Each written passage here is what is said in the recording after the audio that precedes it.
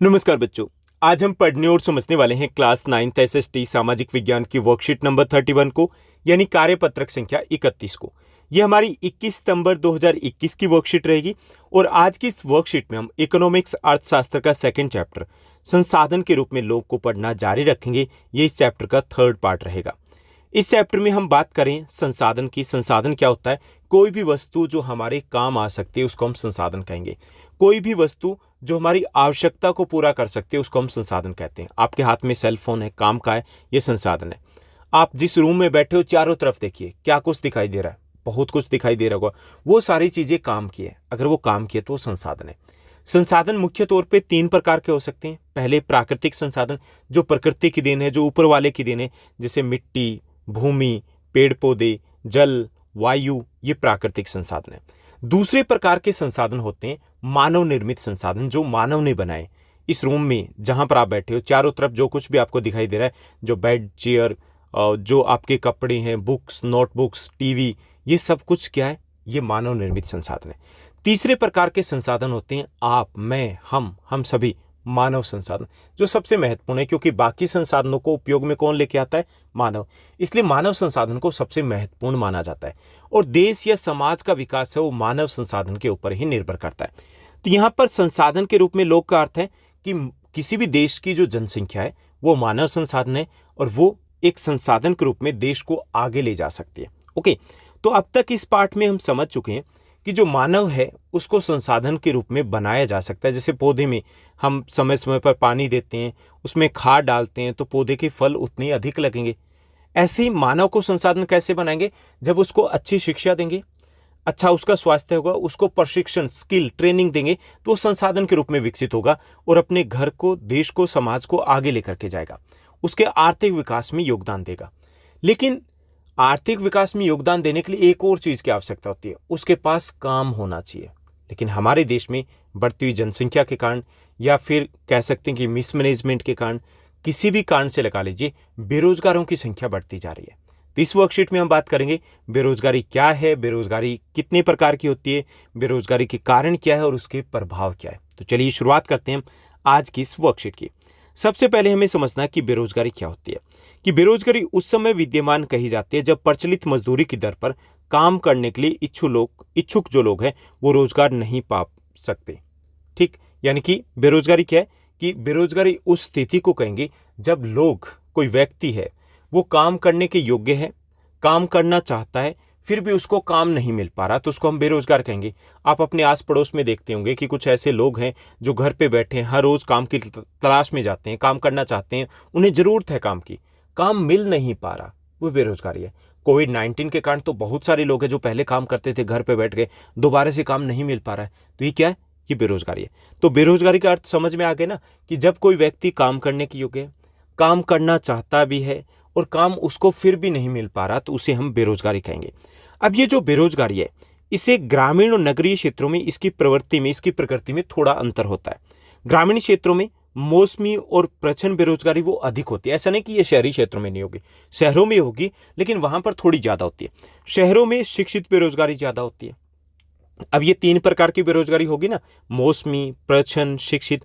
चलिए एक एक करके अब इनको समझते हैं। अब ये मौसमी बेरोजगारी कब होती है? मौसमी बेरोजगारी तब होती है जब लोग वर्ष के कुछ महीनों में रोजगार प्राप्त नहीं कर पाते। यानी कि वर्ष के कुछ महीनों में वो बेकार बैठते हैं, खाली बैठते हैं, उनके पास काम धंधा नहीं होता, तो उसे बोलते हैं मौसमी बेरोजगारी। यानी कि एक विशेष मौसम में उनको काम नहीं मिल पाता। ये समस्या कृषि में आम है, यानी कि कृषि में इस प्रकार की समस्या वो आम है।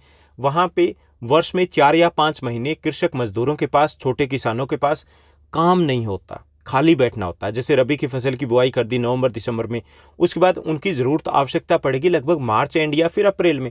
इस दौरान क्या हुआ? वो खाली बैठे, तो ये मौसमी बेरोजगारी है। इस प्रकार की समस्या शहरों में भी होती है। जो कंस्ट्रक्शन वर्क में लगे होते हैं, जो निर्माण कार्य में लगे हुए मजदूर होते हैं, बारिश के दिनों में ये काम धंधा बंद हो जाता है, तो क्या करते हैं? वो घर पे खाली बैठते हैं।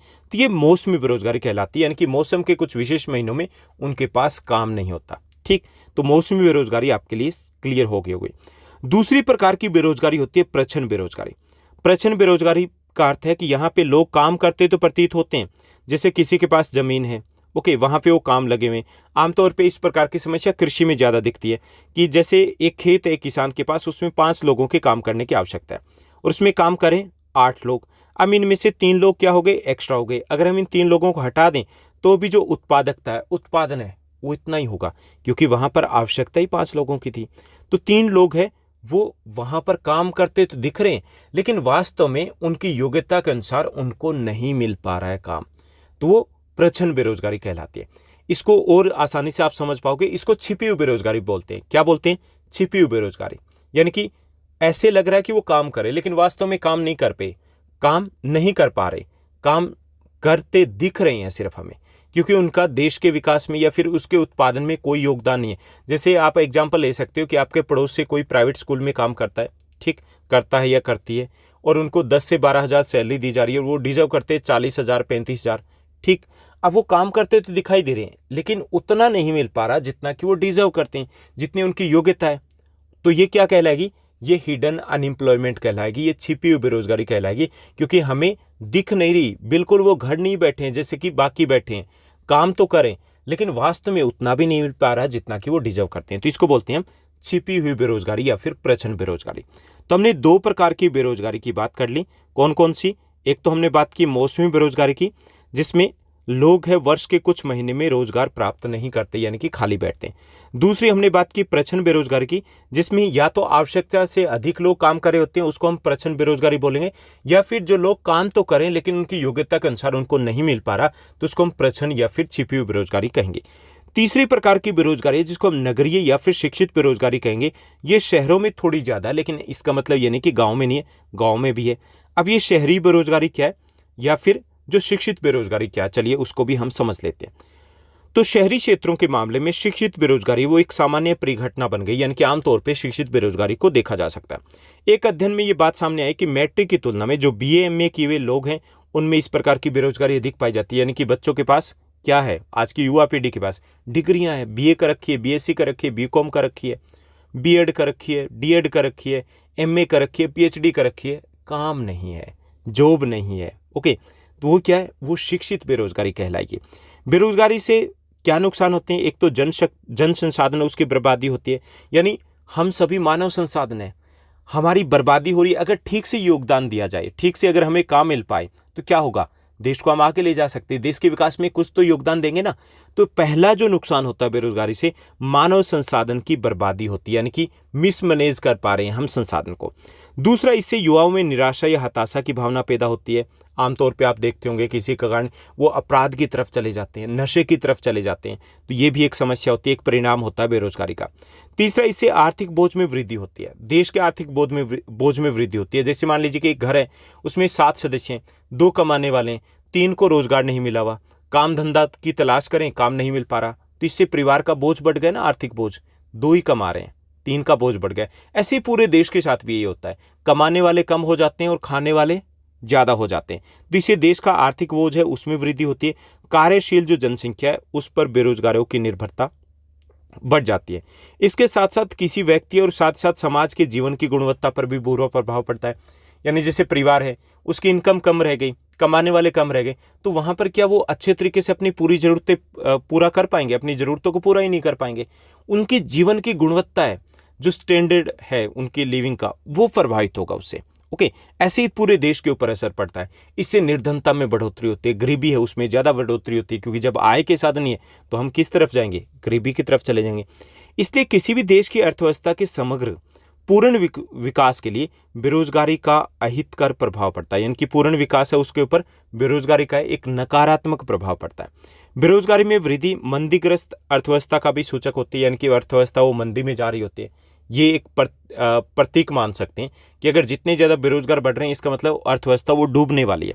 यह संसाधनों की बर्बादी भी करता है जिन्हें उपयोगी रूप से नियोजित किया जा सकता है। यानी कि वो संसाधन, मानव संसाधन जो देश के विकास के पहिए बन सकते थे, वो विकास के पहिए न बन करके वो कील बन जाते हैं जो गाड़ी को पंक्चर करते हैं।